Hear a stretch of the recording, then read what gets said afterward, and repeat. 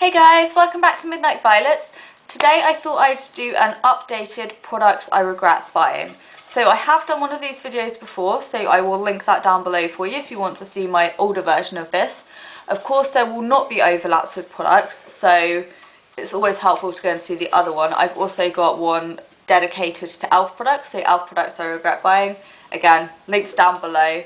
And as you can see, my hair colour has changed, so yeah. I thought I ought to say it, although you may have noticed. It's kind of like a blondie gingery colour, and I actually really like it. I was getting bored of my hair colour. I'm one of those people that when I get bored of my hair colour, it just goes a funny colour. So this is what I've done to my hair.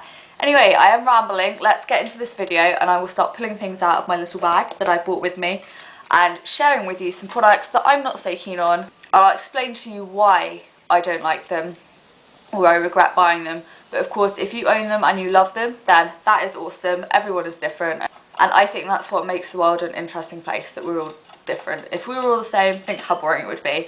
So the first one here is from 17. This is the Stay Time Long Wear Primer. I do warn you, there is a lot of face products in this bag. So 17 primer. Now this has a really strange glue-like texture to it. Yep, I did say glue, which, if you think about it, should technically be kind of good, because you do want a primer to hold the makeup onto your face. But I find that when you kind of buff this into your face, it just balls up and acts like PVA glue. So for that reason, I do not get on with that primer so well. Where I have reviews of these products, I will link them down below for you and you can get more information. So the next product that I don't like very much is the MUA Undress Your Skin Illuminating Foundation. I have this one in porcelain. The match is so-so, it's not too far out, but it's not, you know, spot on. The packaging of it is really thin, so when you try and squeeze it out, it makes a bit of a mess. That I can deal with if I like the product inside, but I find that this just makes me really oily, and I just don't think that it looks good on my skin. If you have dry skin, perhaps this might be a bit better for you. So the next product I have is this Smashbox one. I don't often venture into high-end products. I'm definitely like a high street drugstore type of girl, but sometimes I come across products and I just feel like buying them, and I treat myself and I get one. So this is a cream eyeliner. I got this from TK Maxx and it's called Midnight Purple. Guys, shush. And I've tried lots of cheap high street eyeliners that I really like. I really like the Essence one and I really like the Collection one. Those are both really good. And I really could not say that this one is on par with those. It's not creamy, and I just don't find that it applies very well. So although I didn't pay full price for it and I got it from TK Maxx, I still regret buying that one. Next up is another 17 product. I'm not hating on 17, they do have a lot of products that I really like. But as with every brand, there is going to be certain products that we don't get on so well with. So this is the Dolled Up Mascara, and it pains me to include this because 17 do some absolutely fantastic mascaras. The Falsify and the Peep Show ones are both amazing. They are phenomenal. They are phenomenal mascaras. They both give amazing volume.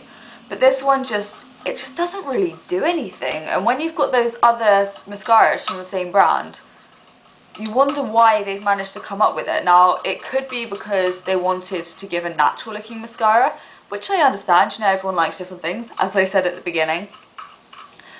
But I think it maybe could have been labelled a bit better that that's what it was. So, don't like that mascara. Okay, so I've now come onto a product that people are probably going to really disagree with me regretting buying this. This is the Maybelline Baby Skin Instant Pore Eraser. This is a primer that everyone and everyone else has been going on about and loving and lusting over. But I just can't get on board with it. Now, it's not to say that it's a really bad product, but I don't get on with it. So it's a silicone-based primer, so it's really good at filling over your pores. And when initially applied, I do think that it looks really good. However, I think that my foundation, when applied over this, it just slides off. It makes my skin oily, which isn't something that I usually suffer with. I'm not saying it never happens, but it really happens with this primer. So Sorry, Maybelline Baby Skin, you're not for me. I have a lot of face products in here, don't I? Let's go on to some eye products. I have a couple of eye products here. So this is the MUA Colour Blast eyeshadow tint. Now, this is like the lip crayons that everyone seems to be doing these days. But it's in eye form. It has probably got a shade name. It's called A Girl Like Me, and it is a very, very pretty colour. Swatch it for you. I don't find too much of a problem with it being hard. It is a little bit hard. It could be creamier, but it's not bad.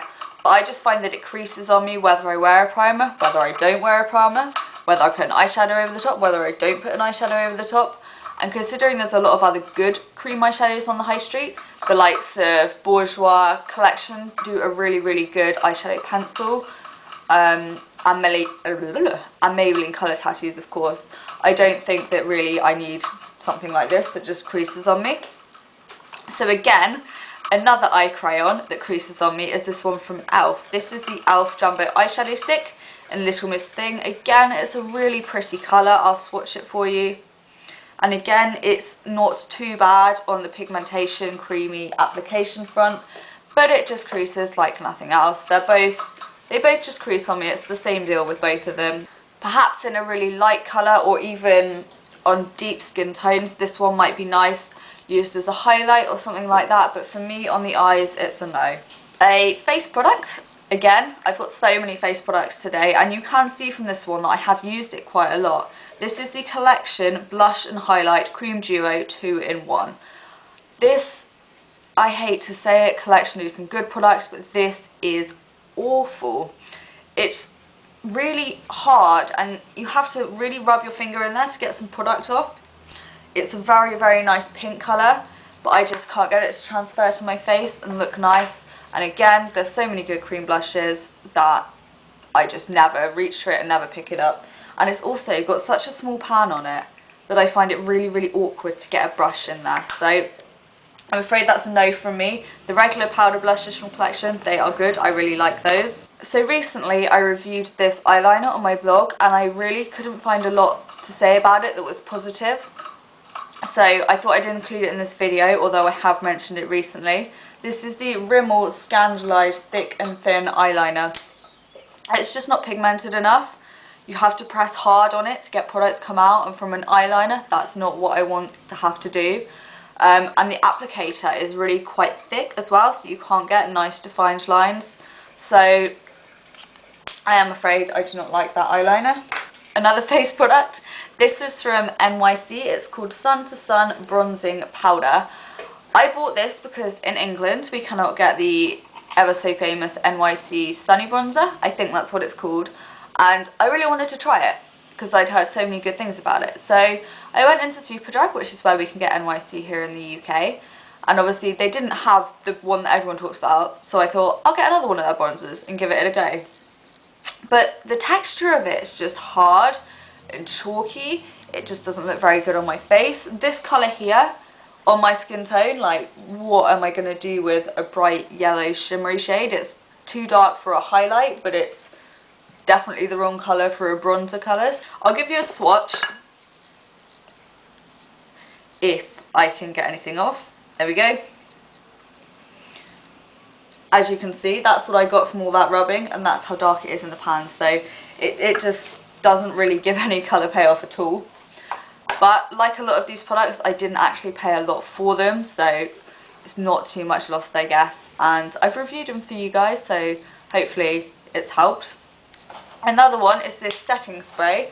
As you can see, it's got quite a lot of wear on the outside. That's from just being in my drawer and being rummaged around. I can't lie.